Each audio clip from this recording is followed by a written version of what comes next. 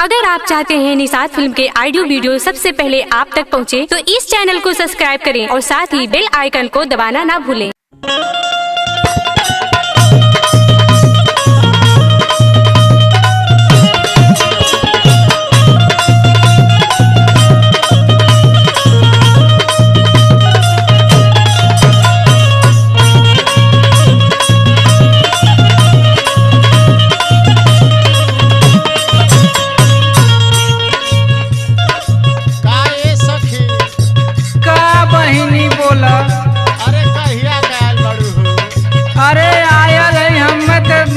तीन चार दिन हो गए तो हरे पता नहीं लगत हो।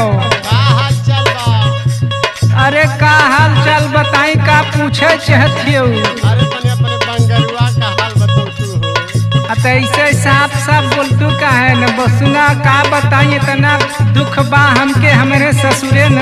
का हो? सुना बतावत है। बतावा। पी के रोज देवे हमके गारी हो, अरे गारी हो, सैया मिलल बा शराबी। बड़ा दुख बा ए सखी, का बताई।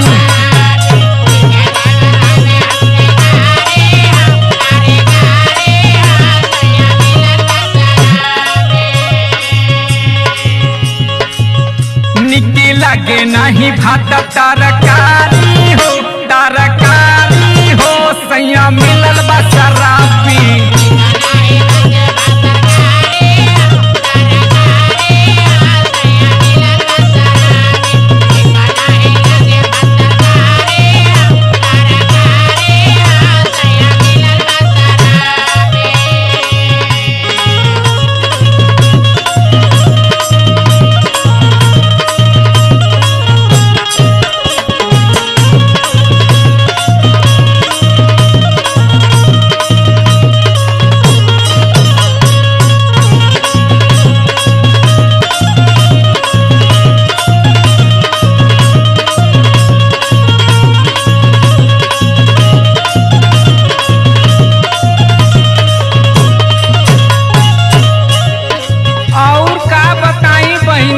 हमार तक जीव खट कई देले हो। कैसन हो? अरे कौनो काम धंधा ना करला, दिन भर बैठ के ताश खेलला मुअना। अच्छा ऐसनो मिलल बा? सुना बतावत है। बतावा। दिन भर बैठ के खेलेला ताश हो। हम परेशान हो गए है ये सखी।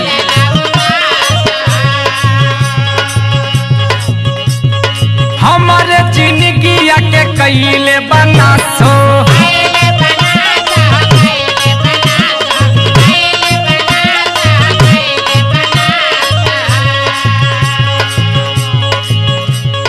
दिन भर बैठ के खेलेला तासो, हमारे जिंदगी के कैले बनासो। अरे के करा से कहीं हम लाचारी हो, लाचारी हो, सैया मिलल बा शराबी।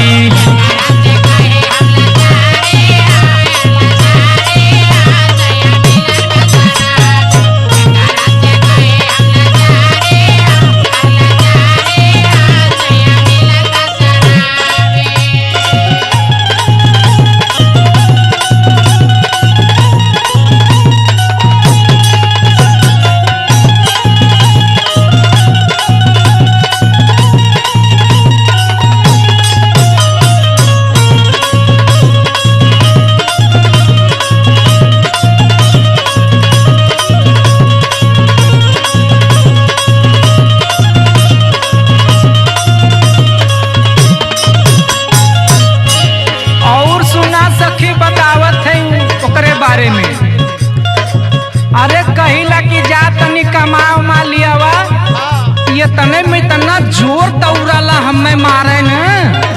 अरे सखी हम डराई जाइला एकदम से।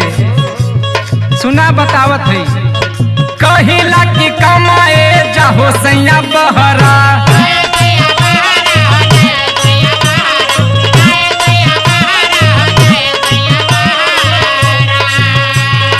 हमारो के बोल ले लागेला हो जहरा।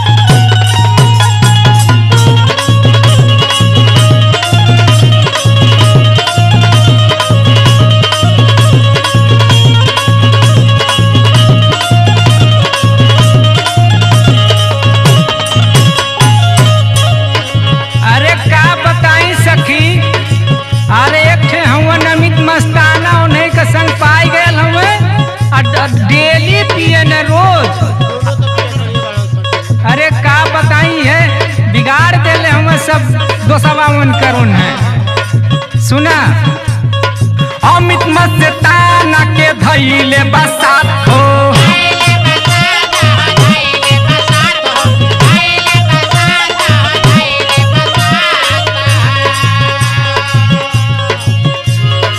अजय भोजपुरिया पिए दिन रात हो।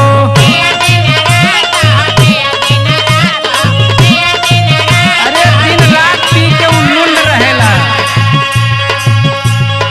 अमित मस्ताना के धैले बसात हो। अजय भोजपुरिया पिएला दिन रात हो। बलमुआ के धैले बापी